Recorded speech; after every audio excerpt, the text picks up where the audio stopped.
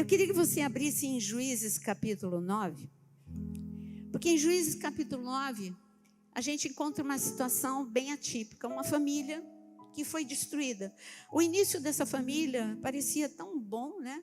Gideão, tudo começou com Gideão. Gideão teve um encontro com Deus, literalmente um encontro com Deus, num momento de tremenda pressão, não só sobre a vida dele, mas sobre a vida da nação.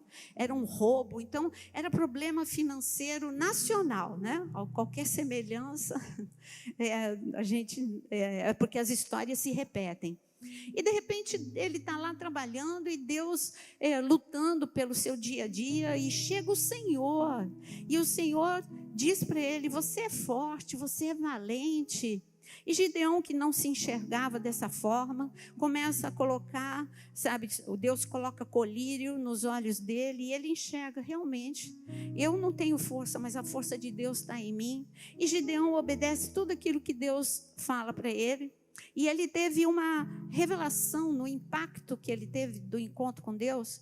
Ele recebeu tanta paz que ele entendeu que ele estava diante do Deus que não é o Deus que tem paz, é o Deus que é paz. E ele disse: eu tive um encontro com Jeová Shalom.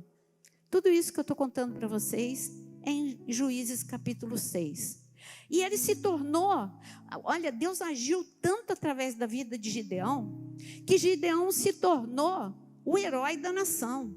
Realmente, o que Deus tinha falado para ele: você nasceu para ser, a unção de libertação está sobre a sua vida. E ele agiu tanto na casa do pai dele, e houve libertação na casa do pai dele, e houve libertação na nação de toda a opressão que era crônica. A tua história é como de Gideão, porque Isaías 61 diz que o Espírito do Senhor está sobre nós, e o Espírito do Senhor está sobre nós para libertação também, para cura, para libertação. Então a história de Gideão, tudo que eu te contei, é a tua história. Jeová Shalom está aqui, e ele está dizendo para você: você tem essa unção como Gideão, mas algo deu errado no meio do caminho. Gideão não entendeu que não bastava a vida espiritual. De repente, aquele homem que nem se achava nada, o orgulho nasceu no coração dele. E ele não cuidou das emoções, não cuidou da carne, e ele perdeu tudo. Ele aceitou a adoração. Ele aceitou a adoração para ele. Quando eu olho para Daniel, quando as pessoas ficaram: Daniel, você é o cara. Não, é Deus em mim. Então Daniel, ele levava a adoração para Deus. José levava a adoração para Deus. Gideão, ele aceitou: eu sou o cara, eu sou incrível, agora podem adorar a minha capa. E ele deixou que adorassem a capa dele. E ele não cuidou da família dele, e a família dele ficou arruinada. Aliás, ele não cuidou nem da vida dele, da carne. Ele não cuidou da carne. E ele teve um monte de mulher. Teve 70 filhos. Cara, teve filho, né? Enquanto Salomão teve 1000 mulheres, ele teve 70 filhos, né? E o que aconteceu? Um dos filhos, é claro que toda família é muito filho, né? Então, ele teve um problema grave na sua família. A sua família não estava debaixo da bênção, porque Gideão perdeu conexão com o céu. Quando Gideão morreu, sua família se tornou disfuncional. Tudo para chegar aqui em Juízes capítulo 9. 2 filhos se destacam. Um filho que é mau, Abimeleque, o homem mau. Sabe o que este homem fez? Com sede de poder, é claro, ele não foi para a escola bíblica, Gideão perdeu a conexão com Deus. Então Abimeleque, tudo que era de ruim estava em Abimeleque. Abimeleque matou os 70 irmãos. É aqui que eu chego em Juízes capítulo 9. Mas será que ele conseguiu matar os 70? Não, sobrou um, o mais novo, Jotão. Aí, tudo para dizer para você que tragédias acontecem. E Jotão, ele estava no meio de toda essa tragédia. Meu pai teve um momento maravilhoso com Deus, um momento péssimo com Deus. A minha família foi destruída. Meu irmão, uma chacina no meio da minha família, causada não pelo inimigo, mas pelo meu próprio irmão. E Jotão poderia ter morrido, viver a vida dele assim: eu sou um sobrevivente, eu sou uma vítima, sabe, tudo que é de ruim acontece comigo, acontece com a minha família. Ele poderia ter essa mentalidade de sobrevivente da vida. Se eu desse a oportunidade para cada um contar a sua história, cada um tem aqui uma história que não gostaria de ter vivido. Uma história em que você é sobrevivente dessa história. Todos nós temos história. E nós temos uma história de perdas, de frustração. Por quê? Porque nós estamos no mundo, enquanto a gente estiver aqui, nós temos um inimigo. Mas eu tenho uma notícia para você: Deus pode dar uma virada na sua vida. Depende da forma que você pensa. Depende de onde você coloca Deus na sua vida. Jotão tomou uma decisão muito séria. Ok, eu sou um sobrevivente. Mas uma coisa, o meu irmão, as trevas, não pôde roubar. A minha intimidade com Deus não pode ser roubada. A minha voz profética não vai ser calada. Meu amado, você tem uma voz profética. Quantos acreditam que você é uma voz profética para essa geração? Levanta a mão. Você é voz profética na tua casa. Você é voz profética nesta igreja. Você é voz profética em todos os lugares. Eu entro nos ambientes, ao invés de eu reclamar, eu comecei a ser voz profética aqui na igreja. Aí eu comecei a entrar ali na sala das crianças: não vai ficar mais assim, velho, feio, escuro. Isso é ser voz profética. Porque quando você começa a falar a vontade de Deus, as coisas começam a se movimentar. Mas quando você tem uma mentalidade de sobrevivente, você fala: ó Deus, ó ruína, ó dor. Lembra daquela hiena? Né, que eu falo de vez em quando, mas é que ficou marcado na minha infância. Eu não gostava desse desenho por causa da hiena, acredita? Ela era engraçada, meu irmão morria de rir com ela, mas me incomodava dela falar toda hora: ó dor, ó tristeza, ó angústia, então isso me incomodava, mas eu ficava angustiada mesmo. Mas você pode fazer isso: ó Deus, só a minha família que acontece isso, só nas minhas finanças que acontece isso. Você tem que mudar o teu discurso. Eu tenho um Deus que faz o diabo comer poeira, porque eu não vou ficar parado. Ele vai me ver correndo para o alvo. Ele vai me ver chegando aonde Deus queria que eu chegasse, a despeito de. Você admira, quem que se admira na Bíblia? Se eu desse aqui, fala todo mundo junto, alguém que se admira na Bíblia. Fala aí, vai falando. José, Daniel, ninguém fala de mulher não? Esther, tá ok. Agora me diz um desses que teve vida perfeita. Me diz um deles que não teve razão para dizer: sou vítima, sou sobrevivente da vida. E Jotão tinha tudo para dar errado. Vítima, sobrevivente da chacina do próprio irmão, esquecido, o mais novo. Gente, o mais novo tem a síndrome. O mais novo é sempre o café com leite, o que não é acreditado. Muitos falam que é o mimado, é nada. Na minha casa era o mais velho. Meu irmão, é assim, tinha os dois mais velhos. O meu, que a mais velha era a minha irmã. A minha irmã mais velha era predileta do meu pai, e o meu irmão, depois da minha irmã, era predileto da minha mãe. E aí a gente ficava, os outros três ficavam assim, a gente sobrou, né? E o meu irmão, ele era mestre em fazer que eu me sentisse desse jeito. Você sabe por que você é loira, de olho claro? Olha o papai, olha a mamãe, são morenos, você foi achada na lata do lixo. Então eu acreditava em tudo que ele falava, tudo. E eu me sentia mesmo a da lata do lixo, a invisível, a menos importante. Mas Jotão era desse jeito. Mas eu quero ler o que ele fez em Juízes capítulo 9, e você vai fazer na sua vida hoje. Então, eu já contei toda a história. Abimeleque, do versículo 1 até o versículo, deixa eu ver aqui, até o versículo 7, é a história de Abimeleque matando os seus 70 irmãos. Mas eu quero que você leia comigo no versículo, está tão longo o versículo 5, começando aqui, o versículo, gente, está tudo emendado aqui na minha Bíblia. Não está aparecendo os versículos, mas é o 5, sim. Então, o 6. Então todos os cidadãos de Siquém e de Bet-Milo reuniram-se ao lado do carvalho, junto à coluna de Siquém, para coroar Abimeleque rei. Mas está escrito antes o quê? Que Jotão, o filho mais novo de Jerubaal, escondeu-se e escapou. Tudo isso eu já contei para vocês. Agora vamos ver o que Jotão faz no versículo 7. Quando Jotão soube disso, subiu ao topo do monte. O que está escrito na Bíblia? Ele subiu no topo do monte Gerizim. Ele subiu no topo do monte Gerizim. E daí? Ele saiu de um lugar baixo, ele foi para um lugar alto? E daí?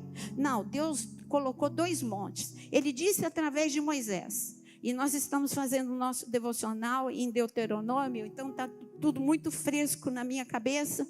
Então ele disse para Moisés, olha, Moisés passa para Josué o seguinte: quando vocês entrarem na terra prometida, lá na terra prometida tem 2 montes. Um é o Monte Ebal e o outro é o Monte Gerizim. O Monte Ebal, 6 líderes de tribo vão subir no Monte Ebal e vão falar todas as maldições, todas as coisas horríveis que acontecem com aqueles que abandonam a Deus. Olha, é tanta coisa, gente. É céus de bronze, o que eu acabei de falar, o chão de ferro, ou seja, nada produz na tua vida, é loucura, é derrota, é opressão, é enfermidade. Esse é o Monte Ebal. Agora ele fala, 6 líderes vão subir no Monte Gerizim e eles vão falar o que acontece com aqueles que tomam uma decisão: se colocar debaixo da sombra do Onipotente. Querido, hoje você tem que tomar uma decisão. Ou você fica embaixo da sombra da dor, ou você vai embaixo da sombra do Onipotente. Ou você fica debaixo da sombra da vitimização, ou você vai debaixo da sombra do Onipotente. Debaixo da sombra do Onipotente, tudo acontece na tua vida. É aquela proteção sobrenatural. O que é estar debaixo da sombra do Onipotente? Eu vou falar para você daqui a pouco. Mas eu preciso concluir do Monte Gerizim. O Monte Gerizim era o monte da bênção. Quem lembra tudo que está escrito em Deuteronômio 28? Se você ouvir as palavras e obedecer, olha, você vai ser cabeça, você não vai ser cauda. As bênçãos do Senhor vão te perseguir. Aonde você colocar a mão, vai prosperar, vai ser bem sucedido. Os céus vão estar abertos sobre a sua vida. As tuas finanças serão abençoadas pelo Senhor. Você vai ter para emprestar e não tomar emprestado. E assim você vai. E você vai em Deuteronômio 28, bênção sobre bênção. E o Monte Gerizim, ele se chama o Monte da Bênção. Agora, mente de sobrevivente eu vou ficar no vale da tristeza, ou eu vou ficar aqui no Monte Ebal, o monte da maldição. A minha família tem maldição, na minha vida nada dá certo, tudo que é problema acontece comigo. Não, ele tomou uma postura. Sabe de uma coisa? Eu não tenho nenhum motivo para me alegrar neste momento. Eu tenho sim. Eu tenho um Deus que pode reverter o mal em bênção. Eu tenho um Deus que diz que o choro pode durar uma noite, mas a alegria vem pela manhã. Eu tenho um Deus que cuida de mim. Eu tenho um Deus que transforma a minha dor em testemunho. Eu tenho um Deus que me ouve. Eu tenho um Deus que manda seus anjos trabalharem a meu favor. Eu tenho um Deus que não tem lógica. Milagre não tem lógica. Então eu não sei como Ele vai fazer para a minha vida dar certo, mas eu vou subir no monte da bênção. Ele subiu no Monte Gerizim. No Monte Gerizim ele se tornou voz profética para a nação. Esse homem que não tinha o que falar, tinha o que falar. Ele tomou, e eu quero te dar uma dica do que Deus falou. Não precisa nem abrir, só me ouve. Eu até escrevi aqui para nem gastar o tempo de abrir. Deuteronômio 30, 19. Anota para você, ou se você quiser abrir, tudo bem. Deuteronômio 30, 19. É a tua decisão hoje. Hoje tomo o céu e a terra. É Deus falando. Deus falou para Moisés. Hoje tomo o céu e a terra por testemunhas contra vocês, de que coloquei diante de vocês. Olha o que Deus colocou, decisão. A decisão é tua. Olha o que Ele colocou diante de você. a vida e a morte, a bênção e a maldição. Escolha, pois, a vida para que vivam vocês e seus descendentes. Ele coloca gente, é você que decide, não é o diabo que decide, é você que decide. Diante de você está a vida ou a morte, a bênção ou a maldição. É você na sua mente. Não, eu tenho a bênção na minha vida, porque o meu Deus é abençoador, e eu escolhi a sombra do Altíssimo. Então, o que Jotão ele fez? Eu tenho o Monte Ebal e o Monte Gerizim. Eu sei que eu sou a voz profética para essa nação. Eu sou a voz profética. Eu vou dar continuidade à minha família. Aonde o meu pai errou, eu não vou errar. Eu vou subir o Monte Gerizim. Eu vou viver a bênção de Deus. Você quer subir no Monte Gerizim hoje? Se você quer subir no Monte Gerizim, eu quero te convidar a ler Deuteronômio 28. Deuteronômio 28. Quem quer subir no Monte Gerizim hoje? A despeito de eu já ter dito para vocês, eu quero que vocês leiam, para você saber a quantidade de coisas que tem quando você toma essa decisão. Em Deuteronômio, a parte da bênção, né? A parte da maldição é longa, mas eu não quero viver e nem você. Amém? Peraí, minha Bíblia está toda grudada, que eu peguei a minha mais novinha. Está toda detonada, mas é novinha as páginas, tá?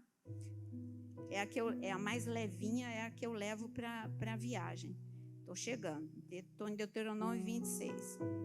Deuteronômio 28, a primeira parte, a partir do versículo 1. Se vocês obedecerem fielmente ao Senhor, o seu Deus, e seguirem cuidadosamente todos os seus mandamentos que hoje lhe dou, o Senhor, o seu Deus, os colocará muito acima de todas as nações da terra. Agora, segura o coração para você ler as bênçãos. Todas essas bênçãos virão sobre vocês. Ah, que bom que tem gente acordada. Todas essas bênçãos virão sobre vocês e os acompanharão. Ou seja, a bênção está agora vindo sobre a sua vida e vai te acompanhar até a tua casa. Se vocês obedecerem ao Senhor, o seu Deus, vocês serão abençoados na cidade, serão abençoados no campo, os filhos do teu ventre serão abençoados. Conclusão, famílias estão sendo abençoadas hoje. Você pode dizer, a minha família está sendo abençoada? Como também as colheitas da sua terra. Você tem colheita? Não. E os bezerros? Tem? Não. E os cordeiros do seu rebanho? Você tem? Também não. A sua cesta e a sua amassadeira serão abençoadas. Essa não é a nossa realidade, mas a nossa realidade é o nosso emprego. A nossa realidade é o nosso salário. Então eu quero trazer para a nossa realidade. E o Senhor diz para você que as suas finanças, que o seu salário, que o seu trabalho é abençoado. Em nome de Jesus. A sua cesta é a tua conta bancária, a sua amassadeira, tudo aquilo que está retido, seja liberado em nome de Jesus. Vocês serão abençoados em tudo que fizer. Agora você diz para você mesmo, eu sou abençoado em tudo que eu faço. Isso é para você entender quem é você. Querido, você não é vítima. Você é abençoado. Você não é uma pessoa, um perdedor, uma vítima. Você é um abençoado. Tudo. Deus não está falando em algumas coisas. Tudo, absolutamente tudo o que você fizer vai ser bem sucedido. Mas ele não acaba aí. E ele diz, o Senhor concederá, agora é o mundo espiritual, que sejam derrotados diante de vocês. Os inimigos que os atacarem virão a vocês por um caminho e por 7 fugirão. Agora merece você ficar em pé.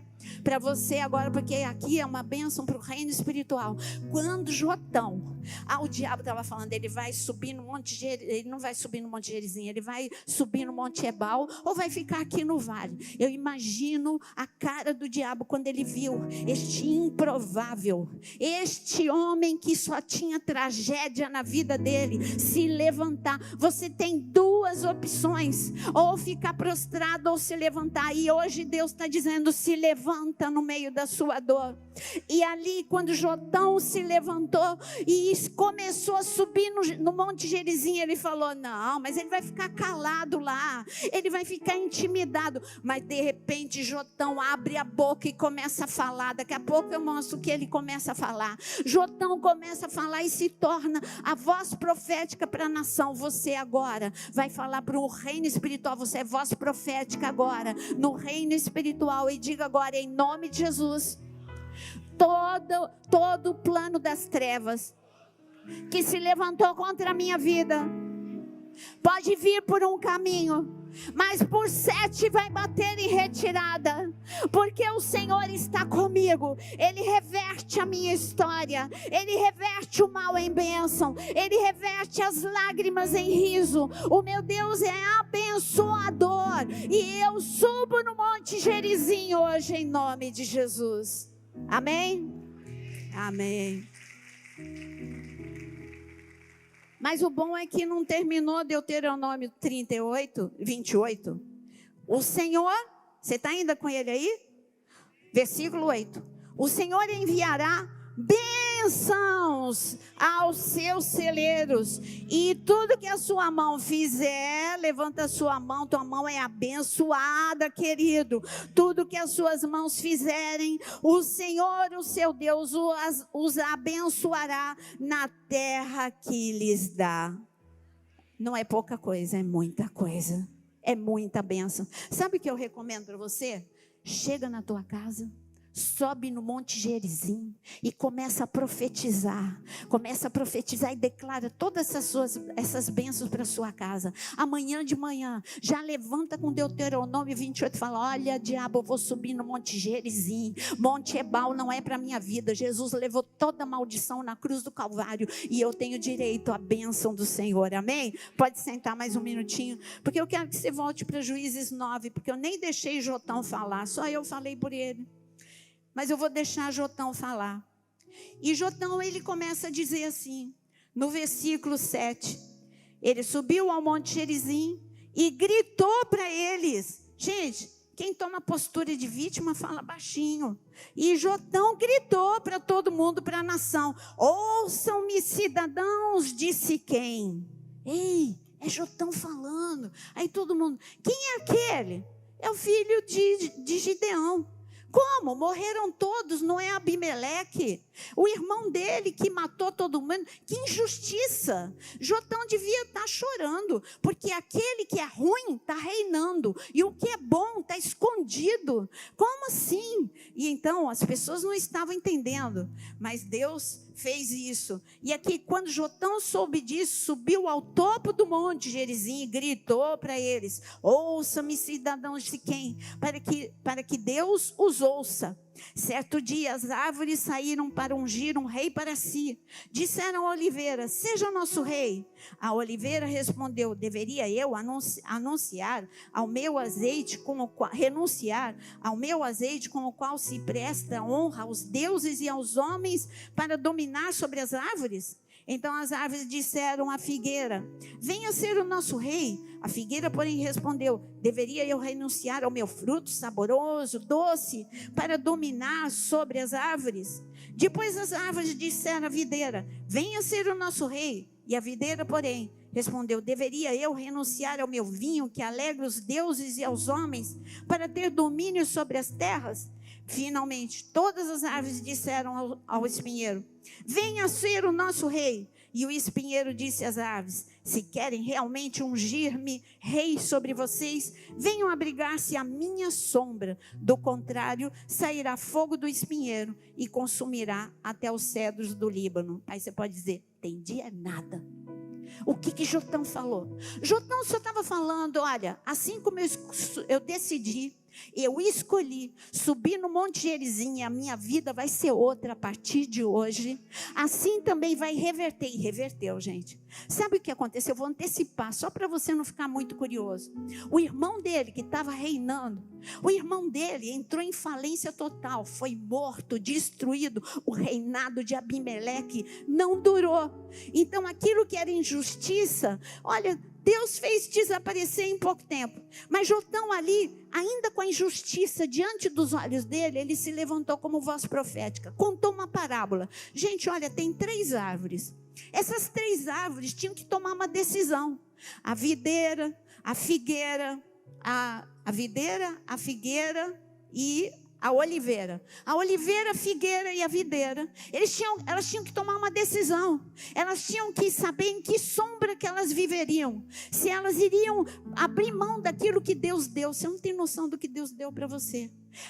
A proposta era, você quer reinar? Eu quero dizer para você, o que você deixa dominar na tua vida? Você deixa dominar a raiva?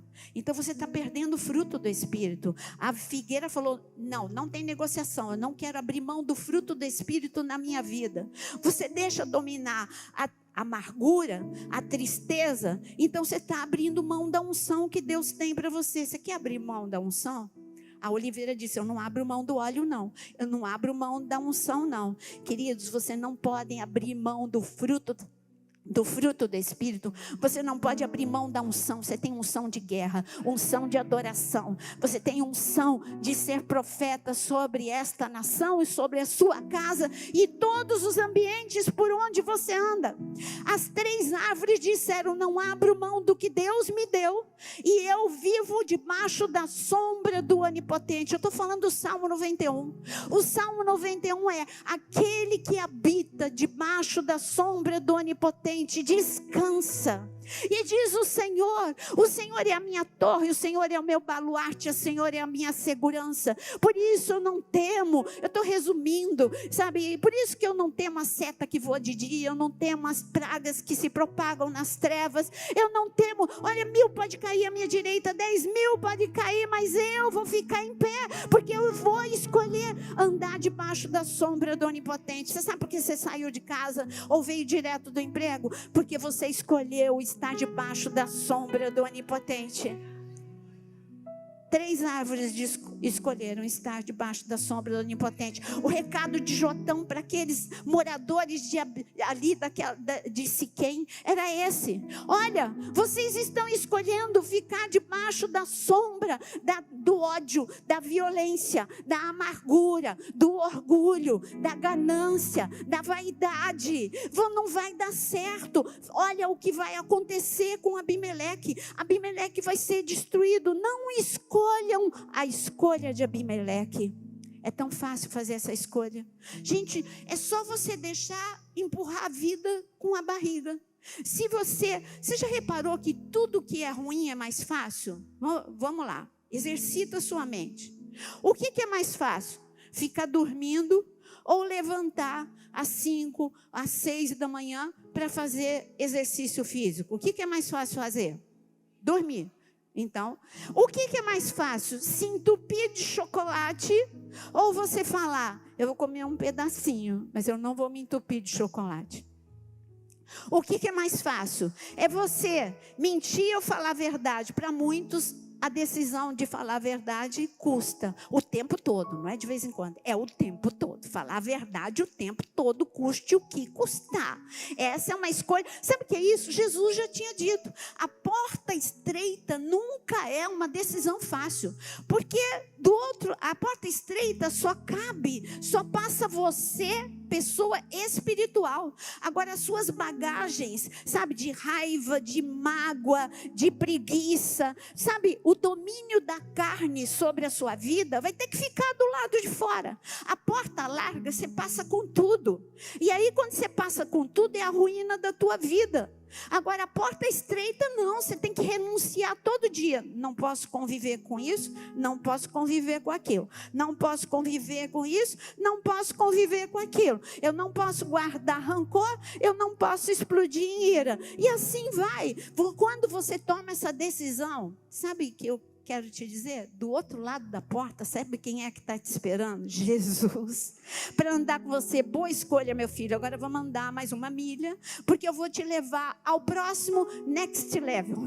Eu vou te levar para o próximo nível. Quando você está num joguinho, você quer entrar no próximo nível. E Jesus está falando, eu vou te dar o próximo nível. Sabe qual é o próximo nível? Mais unção. Agora, próximo nível, mais intimidade. O próximo nível, mais do meu poder. O próximo nível, mais da minha graça. Mais revelação. Mais bênção sobre a sua vida. Mais voz profética sobre a sua vida. É o próximo nível. Mas a gente fica estagnado. É tão fácil reclamar. É tão fácil olhar para aquilo que não dá certo. Jesus fala, sabe qual é a proposta de Jesus para a gente? Olha para mim e o seu rosto será iluminado. Ele está falando, para de olhar para o problema, olha para a solução. Eu sou a resposta. Eu sou a resposta. Cristo é a resposta para tudo. Cristo salva. Cristo é a resposta. Eu passei a minha adolescência ouvindo isso. Primeiro porque a minha igreja chama, porque a minha igreja, aonde eu nasci, ainda existe Cristo salva. E a gente, como jovens, olha, é a época de distribuir chaveirinho na rua. E a gente distribuía chaveirinho na rua, e naquele chaveirinho estava escrito, de um lado do chaveirinho estava escrito, Cristo é a resposta. Do outro lado do chaveirinho estava escrito, se quiser oração, ligue, e era o telefone, e a gente estava lá no plantão para atender o telefone e dizia, Cristo é a resposta. A primeira coisa que a gente dizia, pode falar, estamos te ouvindo. Cristo é a resposta. E a gente orava e a gente falava. Adolescentes atendiam o telefone. Nós atendíamos o telefone para orar com as pessoas.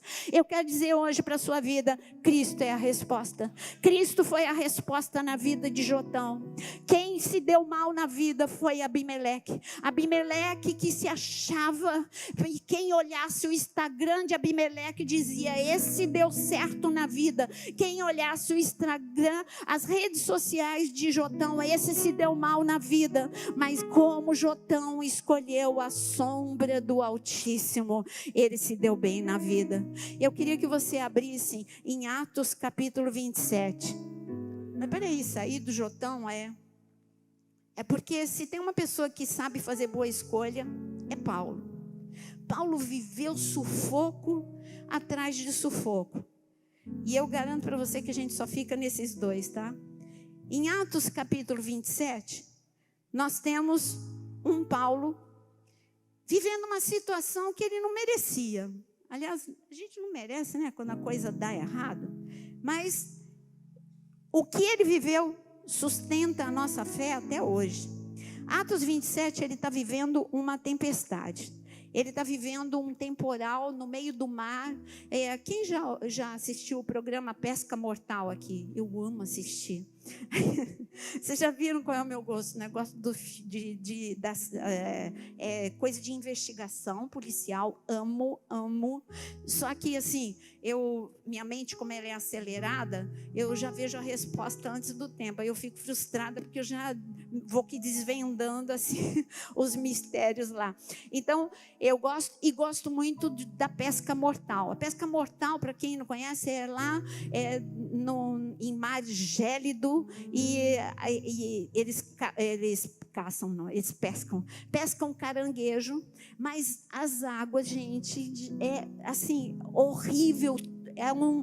O tempo todo aquele mar é revolto com ondas fenomenais, por isso que se chama pesca mortal. Enquanto as pessoas comem caranguejos gigantescos, elas não sabem que homens estavam no mar arriscando a vida, claro, ganhando muito dinheiro para isso, mas eles estavam arriscando a vida naquela pesca mortal. Então é naquele nível de tempestade que eu vejo Paulo, aquelas ondas enormes, aquela violência do vento, da onda. Então, quando Paulo está nessa situação, ele recebe uma palavra de Deus em Atos 27, no versículo 33. Pouco antes do amanhecer, Paulo insistia que todos se alimentassem, todo mundo que estava lá no barco, e que não era pouca gente, navio, né? E que não era pouca gente, era 276 pessoas. Pô, então ele insistiu, olha, hoje faz 14 dias que vocês têm estado em vigília constante sem nada comer, ou seja, não estavam dormindo nem comendo. Agora, eu os aconselho a comerem algo, pois só assim poderão sobreviver. Nenhum de vocês perderá um fio de cabelo sequer. Eu quero liberar essa palavra sobre a sua vida. Não importa o nível do temporal que você está vivendo. Olha, Jotão, ele saiu do meio de uma chacina. Raabe, ela saiu do meio de um muro demolido. E você que está no meio do temporal, você vai sair do meio do temporal. Porque a mesma palavra que foi liberada para Paulo, eu libero agora sobre a sua vida. Nenhum fio de cabelo seu será tocado, em nome de Jesus. E aqui Paulo recebeu essa palavra e levou essa palavra a sério. E o temporal não parou, mas ele levou a palavra a sério.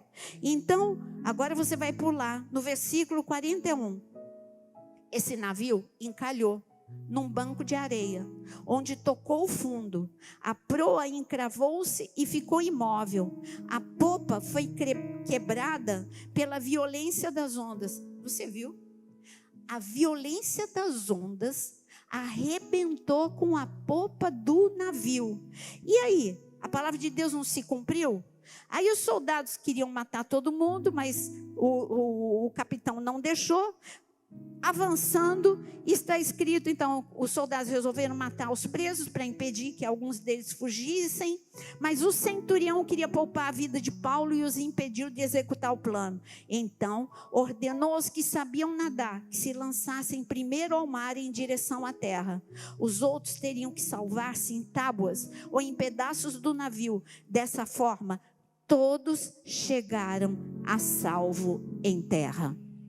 O navio foi destruído, assim como Jotão, a família foi destruída, não sobrou nada, mas ele falou: sim, sobrou, a minha fé, a minha vida com Deus sobrou. Eu vou subir no Monte Gerizim, Deus vai mudar a minha vida. Eu sou voz profética na minha vida, na minha família e nessa cidade de Siquém. Todo mundo, quando Abimeleque morreu, lembrou de Jotão. Cadê Jotão? Jotão é o cara. Jotão realmente, ele tinha razão, ele é voz profética. Agora, Paulo levantou a voz profética no meio do caos. Quando tudo deu errado, mas peraí, tinha uma palavra que nada, nenhum mal aconteceria. Não, a palavra não é que nenhum mal aconteceria, é que nenhum fio de cabelo seria tocado. Ainda tem tábua. São sonhos que foram destruídos, mas ainda tem tábua para você chegar num sonho maior. Esse sonho era pequeno. Sonho pequeno, Deus permite que seja destruído. Por que eu digo que eles chegaram na ilha e o sonho era maior? Sabe o que aconteceu na ilha?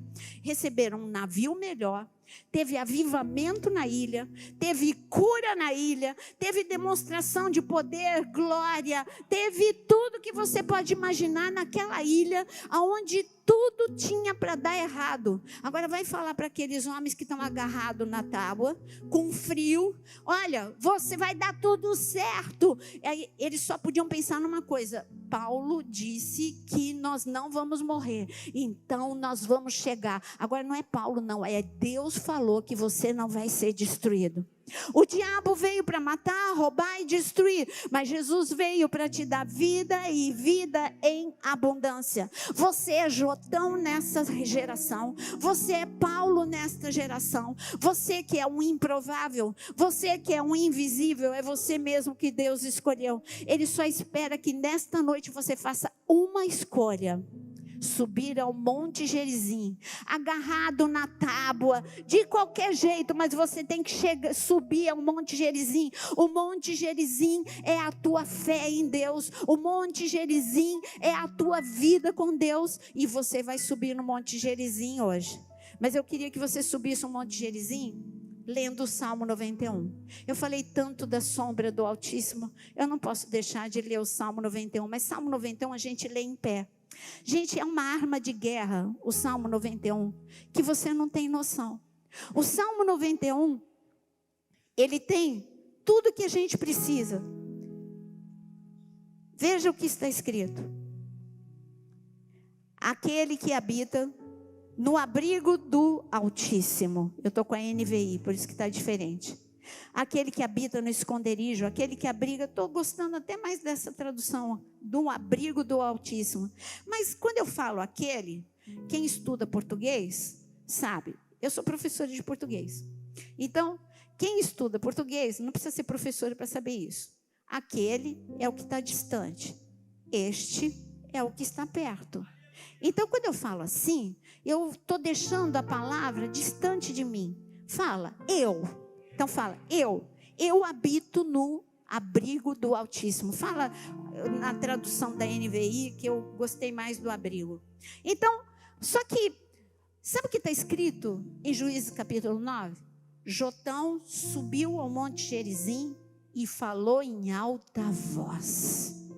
Quando tudo está dando errado na vida da gente, a gente fala assim, como é que você está? Estou indo. É assim, né, que a gente fala. Agora, quando você está feliz, aí eu pergunto, como é que você está? Eu estou muito bem, você nem sabe. É assim, né? O diabo, ele está esperando que você fale assim, aquele que habita no esconderijo do Altíssimo. Mas não é assim que você vai falar, você é Jotão. Fecha os seus olhos um segundo e fala, Senhor, eu estou subindo no monte Gerizim. O Senhor me disse que eu tenho vida e morte para escolher, bênção e maldição. Eu escolho nessa noite a vida, eu escolho nessa noite a bênção. Eu estou subindo no monte Gerizim.